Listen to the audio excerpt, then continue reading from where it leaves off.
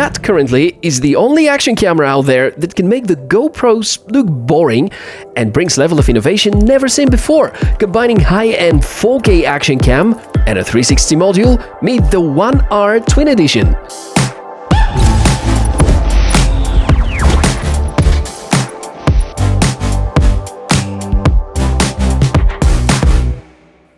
Welcome, Tech4O channel, my name is Michael and I'm so happy to see you around. I truly hope you're enjoying the summer or whichever season is when you're watching all that. Definitely the Insta360 ONE R is a great action camera to be used during the summer and for shooting all kind of outdoor activities. And right now I'm vlog testing it. Outdoors on a hot summer day which has a bit of wind, so if there is some noise in the microphone, please excuse me about that. Now, this has been among the most interesting announcements during this year's CES, because this camera is rather unique. It's modular and it has mods, like you can switch between different lenses. Actually, that's a package between lens and sensor. Right now I'm shooting with the 4K wide angle mod, and a bit later we're going to try the 360 degree mod. And the point here is to find out how it handles vlogging, good stabilization, how is the dynamic range, how is the audio quality. I think it's so pretty good.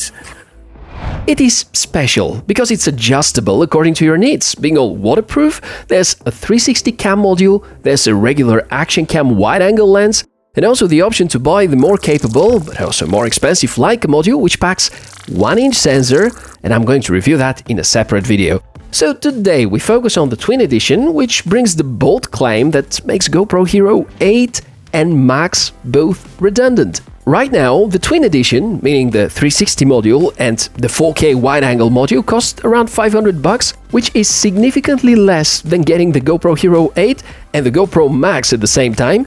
And in this video, we're gonna find out how close Insta360 have come to the goal of fulfilling the tasks being actually better than GoPro. If you have some doubts about the credibility of Insta360 as a company, I will simply mention that the ONE R camera is already available on Apple's store, which is big enough proof about how seriously they're pushing to bring the best possible line of products.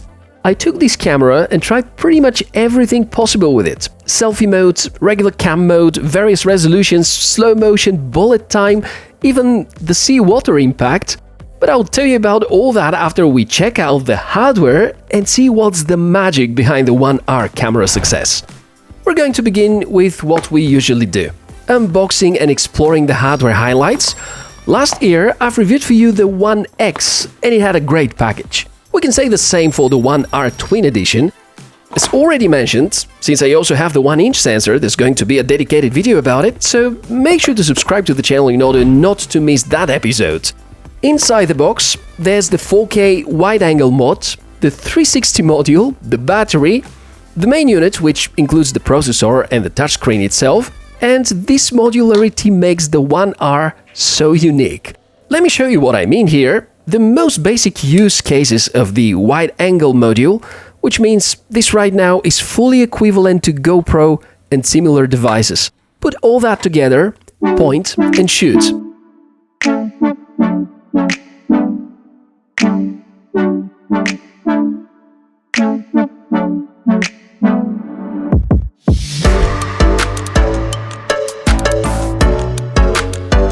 At the moment you decide that you need to use the screen for reference, let's say for vlogging or for selfies, just turn it around, bring back to the case, and you're all set. If you need a 360 module, simply put it instead of the wide angle and enjoy the same kind of performance just as what we have with a fully dedicated 360-degree camera, like Insta360 X. Of course, much more compact, smaller, with a display and possibility to add more accessories. I think concept-wise, this gives the ONE R a huge advantage in terms of usability. On top of that, there are tons of options and accessories to enhance the experience: much larger battery option, different mounts, invisible stick, waterproof case for diving. The ONE R is, by the way, waterproof by itself for up to 5 meters depth, but in order to go deeper, you do need a case.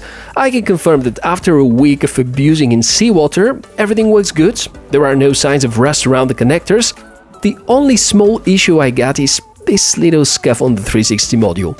Buying extra lens protectors, which apparently I didn't do, are totally worth it because these lenses, also having a protective rubber pad, are quite easy to scratch. Now, I guess some of you are interested in the specs. While not officially disclosed, likely there's an umbrella chipset inside, and these are known for being the best option for high-end action cams. There also is 1x2 to 3-inch sensor, which in terms of size is up to par with what the GoPro is packed with. Integrated Wi-Fi, Bluetooth, battery runtime is up to 70 minutes when shooting at the highest possible resolution, which is 4K at 60 frames per second. You can count on various shooting modes such as time-lapse, hyperlapse, slow motion. You can switch between angles, use stabilization, log mode, and so on. Basically, it supports every feature that you may think it would be useful these days. But that's not all of it. The part that is most important for creators like me is the workflow that you can use. There are two modes for the stabilization with the wide-angle mode, Basic and Flowstate, the latter one being a unique feature for Insta360 cameras only. The Basic Stabilization mode supports resolution up to 4K at 30 FPS and gives you smooth output, possibility to record in log mode at the same time, kind of GoPro experience. If you switch to Flowstate Stabilization, however, things are getting more interesting. First of all, files are preserved in the ISNV format, which can be opened with the ONE R phone app or the PC software, or actually you can play it back with most players like VLC and Pod Player. That extension opens a whole new world to you. First of all, you can apply the Flowstate Stabilization here, or leave it off. The camera records data from the gyro while you're shooting, which allows the software to add much more precise stabilization in this post-production. Usually, the results you're gonna get are quite amazing, and it feels as if you're using a gimbal. The greatest advantage, in my opinion, is that you have the freedom to choose the kind of angle to be used. Super wide angle, which pretty sure bikers will laugh as an option, or you can switch to linear mode to mask all the distortions of the wide-angle lens, or even switch to narrow mode, which can be a bit more cinematic. And you can select that at any point of time, meaning that if you decide to use the same footage in a few months' time and need it in super wide-angle mode, simply open the app and export it with the settings that you actually want. And that's a brilliant idea. For sure requires a bit of extra work after shooting, but pays off big time. If you're lazier than that, the basic mode was good enough too and outputs pure MP4 files. And combined with the log mode, which seems to do a better job than the flat mode on GoPro Hero series, I think the image quality provided by the ONE R wide-angle sensor is quite spectacular. Amazing dynamic range, very good colors, the right kind of contrast and saturation, and is even good in low light conditions. And you can also use fully adjustable manual mode with controls over shutter speed and ISO. So paired with lens filters, you're gonna be able to produce outstanding footage. Did you notice that so far I said nothing about the display? Many people say it's small. I think it's fine. Big enough to frame yourself properly. Quite easy to navigate, menus are easily accessible through swiping actions, and it's all very simple. Let me go for some more 360 footage. That's the part where you can get really creative using the same apps. And the huge advantage of these 360 lenses, you can choose what to show. Here's some footage with some action cam crop exported in 1080p, or you can choose a crazy angle and make it look fun and surrealistic. Look at this poor guy trying to learn to sup, well, not that successfully. From the same footage, you can grab quite many different and unique angles. I need to say that both the smartphone app and the PC software are impressive, and in order to ease up the workflow, Insta360 offer even plugins for Adobe Premiere Pro. And I was able to use a lot of this footage without parsing it through the Insta software. Let's carry on and let's make a test. Let's put the 360 mod of the ONE R side by side with the GoPro Max. You will hardly feel any difference, but truth is that the smartphone app for the ONE R feels much more advanced, and overall you're gonna get the feeling that the Insta360 new device is like a new generation of the GoPro Max. If you're wondering about the audio quality, currently recording with the Insta360 ONE R 360 module, and that already is the GoPro Max. So, how do you find the audio quality? Which one is better?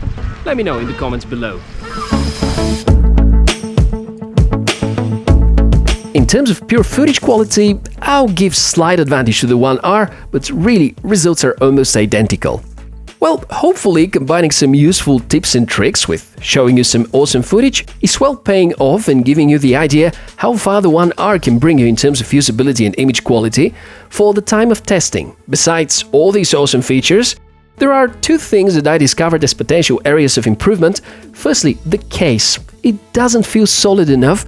Never had an issue with it, and I well understand that it's designed to be as sleek as possible, but I would love to see something more rugged.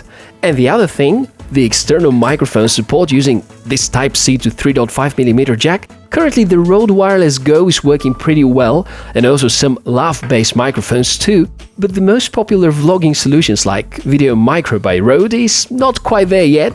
Hopefully that will get significantly improved with some of the next firmware updates, and instead you can connect AirPods. I discovered most Bluetooth headsets are working with the camera. Looks like that's gonna be the way to go forward, and I guess more and more cameras would adopt Bluetooth microphones in the next years. But other than these slight drawbacks, the One R Twin Edition feels like a totally perfect solution. No freezes, no glitches, excellent video quality, outstanding stabilization, tons of customizations, very nice accessories collection as well, and even low-light footage is pretty good. That all goes in direction premium, so yeah, the price is a little steep, and I rarely say that for expensive products, but totally worth the convenience of the modular design.